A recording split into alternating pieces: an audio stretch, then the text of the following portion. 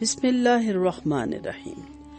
والتین والزیتون، قسم ہے انجیر کی اور زیتون کی، وطور سینین اور طور سینین کی، وہذا البلد الامین اور اس پرامن شہر مکہ کی، لقد خلقنا الانسان فی احسن تقویم، البتہ یقیناً ہم نے پیدا کیا انسان کو بہترین شکل و صورت میں، ثم رددناہ اسفل سافلین، پھر ہم نے لوٹا دیا اسے سب سے پست ترین لوگوں سے بھی، الا الذین آمنوا وعملوا الصالحات فلہم اجر غیر ممنون، مگر وہ لوگ جو ایمان لائے اور انہوں نے عمل کیے نیک تو ان کے لیے ہیں اجر نہ ختم ہونے والا۔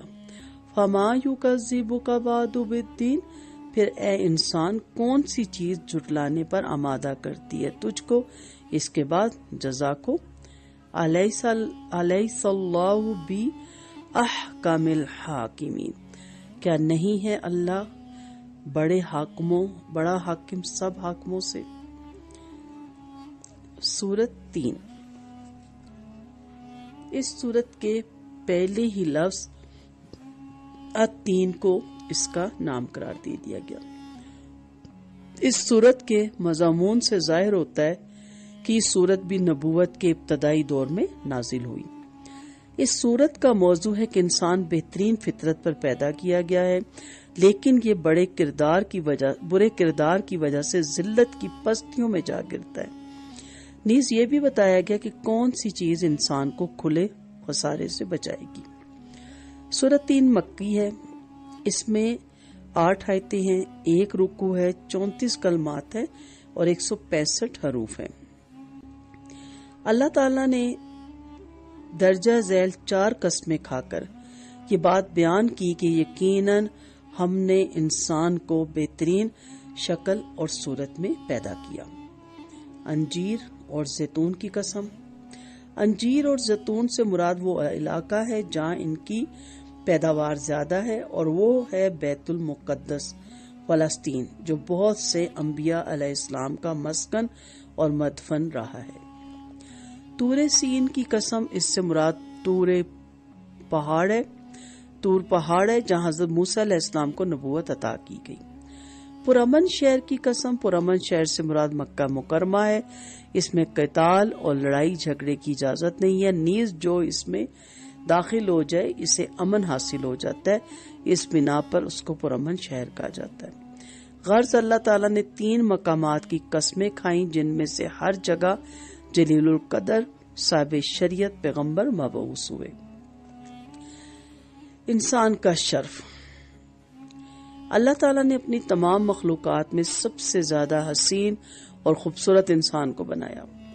اللہ تعالیٰ نے ہر مخلوق کو اس طرح پیدا کیا کہ اس کا منہ نیچے کو جھکا ہوا ہے، صرف انسان کو دراز قد اور سیدھا بنایا جو اپنے ہاتھوں سے کھاتا پیتا ہے، پھر اس کے اعضاء کو نہایت تناسب کے ساتھ بنایا۔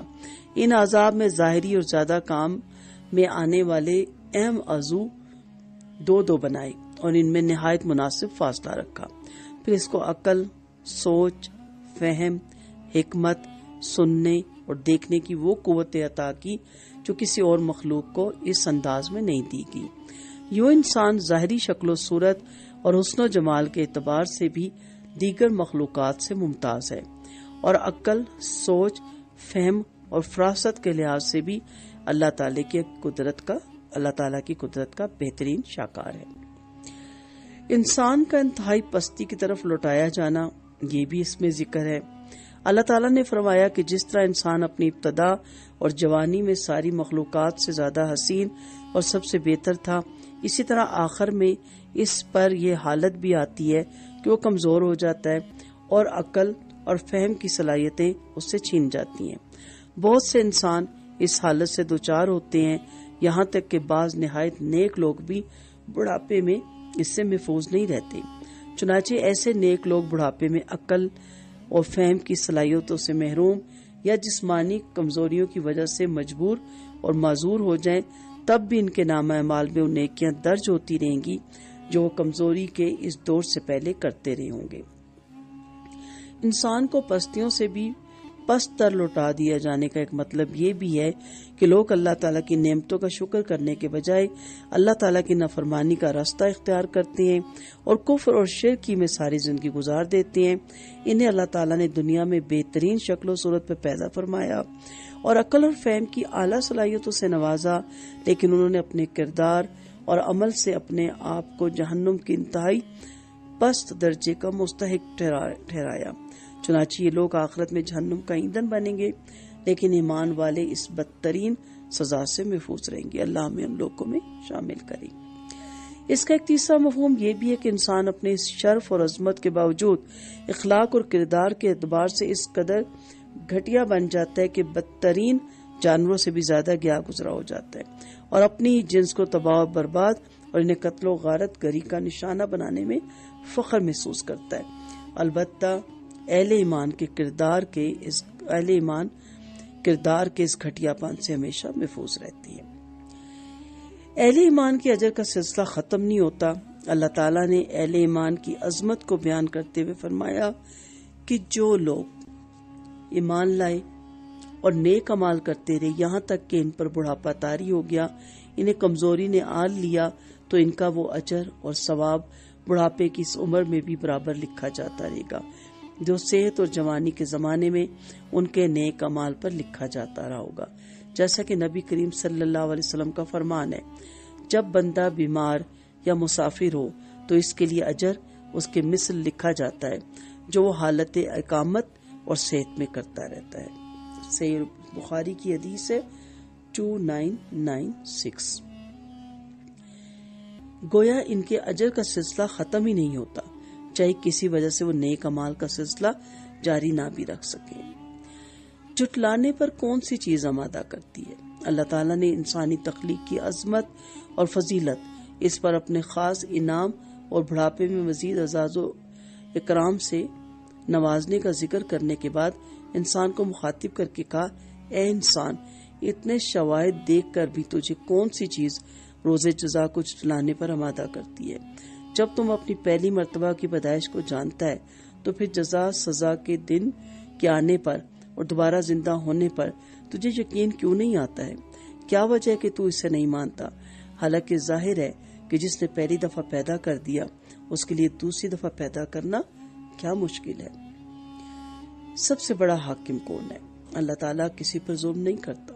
اس کے عدل و انصاف کا یہی تقاضا ہے کہ وہ قیامت برپا کرے اور ان کی داد رسی کرے جن پر دنیا میں ظلم ہوا، کیونکہ اگر ان کی داد رسی کے لیے کوئی دن نہ ہوا تو اس کا مطلب ہے کہ ناانصافی اور ظلم ہوگا، جسے اللہ تعالیٰ پاک ہے، مبرہ ہے۔ اللہ تعالیٰ سے بڑھ کر کے تو کوئی حاکم اور عادل ہو ہی نہیں سکتا۔ پھر وہ قیامت کے دن عدل اور انصاف کا اہتمام کیوں نہیں کرے گا؟ ضرور کرے گا، کیونکہ اس کے بغیر نیک اور بد میں فرق ہی قائم نہیں ہوگا، جو قیامت قائم کرنے کا اصل مقصد ہے۔